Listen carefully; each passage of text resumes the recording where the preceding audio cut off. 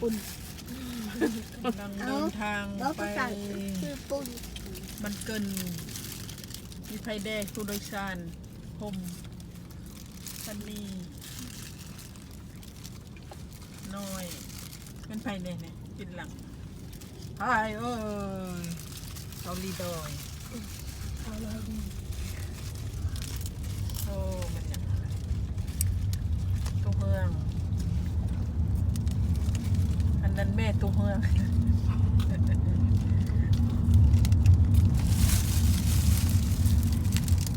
กินข้าวจี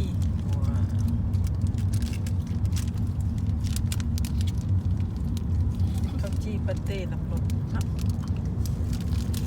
ลังแบบประจำซองกันเขาบอกเอาเลยนี่มาแอบเขาลัดก่อนจงไปน้ำเดียวก่อนแล้วโลหันไว้ทีหลังน้องไทยเขากินตะกี้เนี่ยผมกันว่าเขาอุดตัดดิโอ้ยกินแล้วกันนะมันขึ้น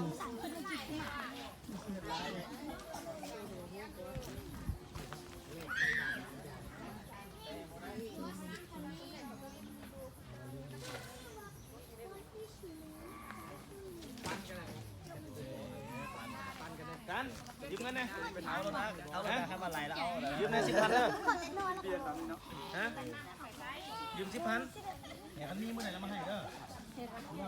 ไปนี่ได้ไงเขาเงินไม่มีเงินเมื่อไหร่เขามาด้วยมันจะมันไปซื้อเบียร์ดูสิ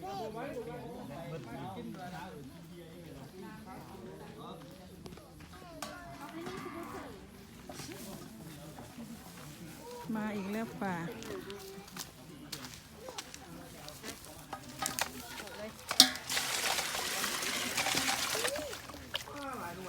ข้าวเหรอ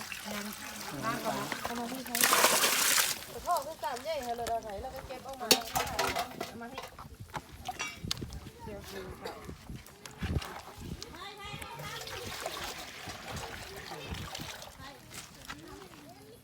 เป็นใช่นี่เลยใช่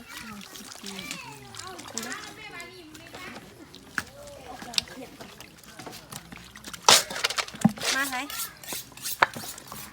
เอามือทำถุยออกเบิดก้อนละล้างอีกเท่านึงกัน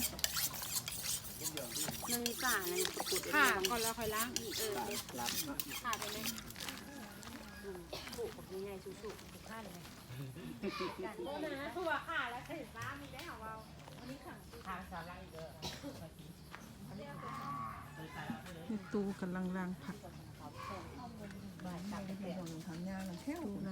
บ่ายตัดแตะบัดติดแล้วก็นอนอ๋อซึ่งเขาก็จะแตะตับเอาตับมาถ่ายหัวก็บ้านมีตู้ไม่ได้เอาติดที่ อันน่ะไทยหูปลาไม่ครัวค่ะ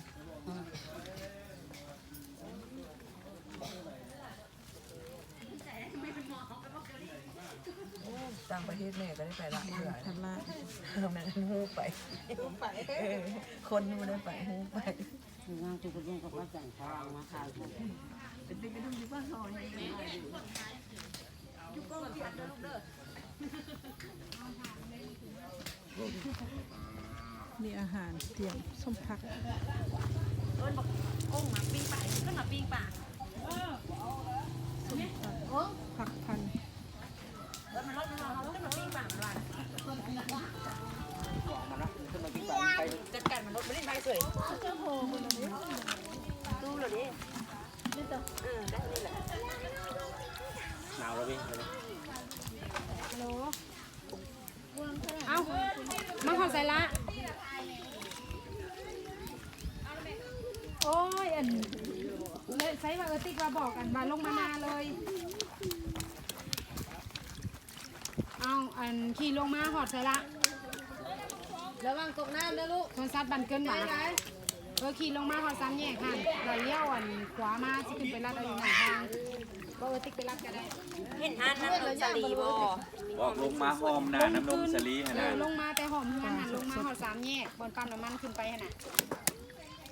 เราเลี้ยวขวา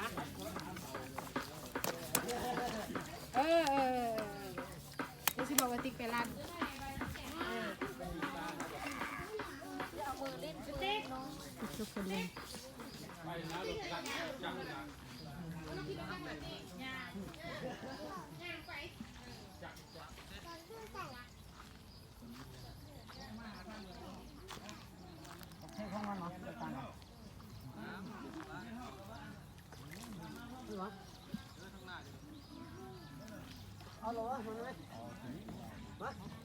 นายพรานคุณหอมปลา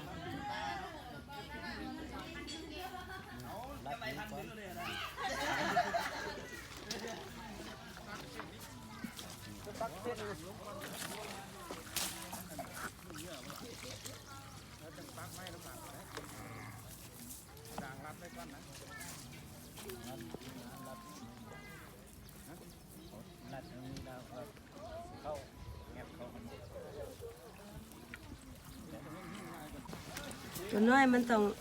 อยู่ลุมอยู่เทิงก่อน เอาดีๆได้แม่ครัว แต่มัน ไม่ครัวหอยหงว่ะ แม่ครัวห้อยหงบ่แก่งน้ำ ป่า มัน เด้อ อย่างเกือบเข้าโคกไปเนาะ เอื้นเอาเด้เอื้นเอาอันนั้นเด้เอาเมกามากินปลาเด้อ ไอ้แห้งกินป่าเด้อเป็นอยู่หั่นนะเป็นนะ เออ เห็นเจ้าหั่นแหละว่า กินป่าเด้อขอบใจเด้อขอบใจหลาย เอาขอบใจอย่างได้อย่างนั้น ๆอันบ่ได้บ่เว้าแจงเลยเนาะ เดี๋ยวว่ามาอยู่บ้านเฮาได้อุดมสมบูรณ์ มีปูมีปลา ป่า กิน ธรรม เยอะ ชา แยะ ติ เออ มายามเด้อเบาตรงเบาเด้อแม่มายามนะแกงนอกก็มีหยังก็มี ว่ามันสุดเลยแม่แก่งแต่นออยู่เลย หน่อไม้ เออจักนอยัง มาเก็บมื้อนี้กินนอน้ำตก พวกลงน้ำมันเย็นแล้ว แกงนอน้ำตกก็บ่จืดปานใดเขาก็แกง เอาตัวนี้ไปให้กับเจ้าได้ไหม เอาไปอันน่ะ ปิ้งแล้วนี่ ป้อนผู้เฒ่าก่อนบ่ พูดเพราะงั้นพวกแก้มไป ป้อนผู้เฒ่า ให้พวกแก้มคนนี้ นี่น้องไผ่ไผ่ปิ้งปลา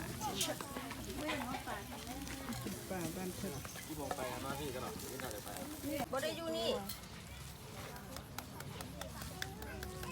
แกงหน่อไม้ พวกค่อยออกมาบ้านเกินพี่นะจักเพิ่นสิมาไว้บ่พุ่นเลาะอยู่พุ่น อ้อนเป็นเย็นเบียร์ สิข้านจังได๋แล้วค่อยสิให้เจ้าเบิ่งชายส่งให้เจ้าเบิ่ง น้ำก่อนเด้ทั้ง ก้อนเด็กน้ำก้อนน่ะ ก็มีทั้งไงตัวครัวกำลังเอามาพร้อมหมด ตำมะฮุ่งมากินปลาอยู่ใช่ไหม มันเกิน แกงหน่อไม้แกงหน่อไม้ตำมะฮุ่ง ไอ้สัส เน้นส้มบากุ้งปูต่ำเผ็ดปลากับมะฮุ่งมีแต่บักเผ็ดบ่มีมะฮุ่งตายเลย บุกินซะนะกินละตาย แกงหน่อไม้ เดี๋ยวแม่ แกงหน่อไม้ไปหาเอาอยู่ข้างบ้าน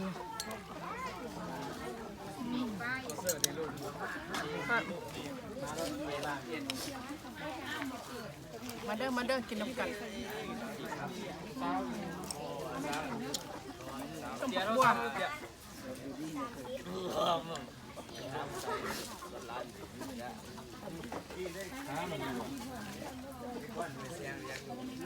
ป่าธรรมชาติป่าขึ้นมาตะหนองเลยไหมไทยอันนั้นไทยไปพ้นสอนไทยกับเจ้าไทยไปอนาคตไทยรอบตะเวนเสีย แม่ครัวตำหูยั่วๆจ้ายั่วๆจ้า นัวบ้าน เป็นนัวยั่วๆจ้า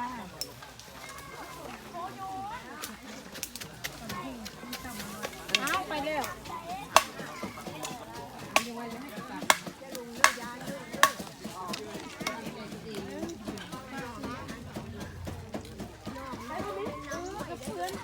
ไปยื่นก็ได้ทางพ่อได้ไปได้ไหม ย่านเพื่อน ไปทำไม เฮาลงน้ำน่ะเพิ่นบ่ได้ลงน้ำเพิ่นก็บ่เพื่อน